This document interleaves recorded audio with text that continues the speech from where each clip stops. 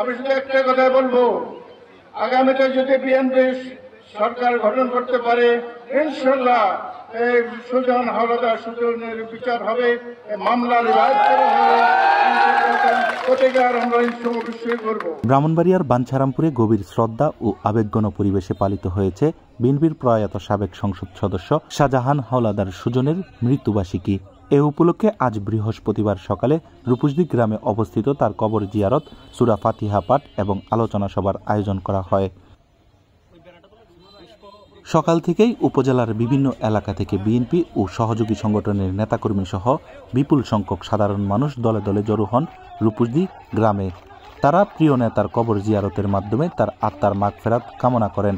কবর জিয়ারতে অংশগ্রহণ করেন ব্রাহ্মণবাড়িয়া ৬ বাঞ্ছারামপুর আসনের সাবেক সংসদ সদস্য ও বিএনপি কেন্দ্রীয় নির্বাহী কমিটির সদস্য এম এ খালেক পিএসসি, কেন্দ্রীয় বিএনপির নির্বাহী কমিটির আরেক সদস্য ও বিশিষ্ট আইনজীবী অ্যাডভোকেট রফিক শিকদার, বাংলাদেশ গণসংহতির প্রধান সমন্বয়কারী জুনায়েদ সাকি, বাঞ্ছারামপুর উপজেলা বিএনপির সাবেক সাধারণ সম্পাদক মম ইলিয়াস, সাবেক সহসভাপতি বিপিন নাজমুল হুদা এবং যুগ্ম সাধারণ সম্পাদক আমিরুল ইসলাম সাজ্জাদ, উপজেলা যুবদলের সাবেক আহ্বায়ক বিপি মুজিব, বাংলাদেশ সুপ্রিম কোর্টের আইনজীবী মীর হালিম, মাহবুবুর রহমান মেমোরিয়াল হাসপাতালের ব্যবস্থাপনা পরিচালক শফিকুর রহমান, বাঞ্ছারামপুর উপজেলা যুবদলের যুগ্ম আহ্বায়ক মুসা হায়দার, রেজাউল হক রাব্বি সহ আরও অনেকে।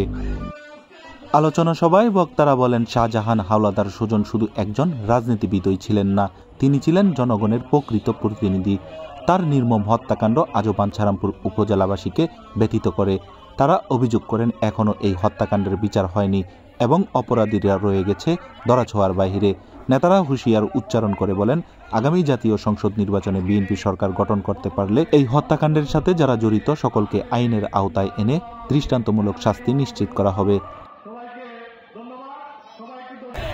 শাহজাহান হাওলাদার সুজনের মৃত্যুতে সেদিন গাছের পাখি আর ডানা মেলে উড়ে নাই, সেদিন আর ফুল ফুটে নাই, বাতাস বন্ধ হয়ে গিয়েছিল, মা বোনদের কথা বন্ধ হয়ে গিয়েছিল, এক আত্মচিৎকার আত্মবেদনা ছিল চতুর্দিকে। আজ ৩রা জুলাই ২০২৫ সাল, গত ১৫ বছর ফ্যাসিবাদের রাজনীতির জন্য আমরা শাহজাহান হাওলাদার সুজনকে আনুষ্ঠানিকভাবে সম্মান দিতে পারি নাই। আজ মুক্ত বাংলাদেশে, আজ মুক্ত প্রিয়ঙ্গের মতো বাঞ্ছারামপুর উপজেলা প্রত্যন্ত অঞ্চল থেকে বিএনপির অকুতবয় সৈনিকেরা ছুটে এসেছে। নির্মমভাবে তাকে হত্যা করা হয়েছিল।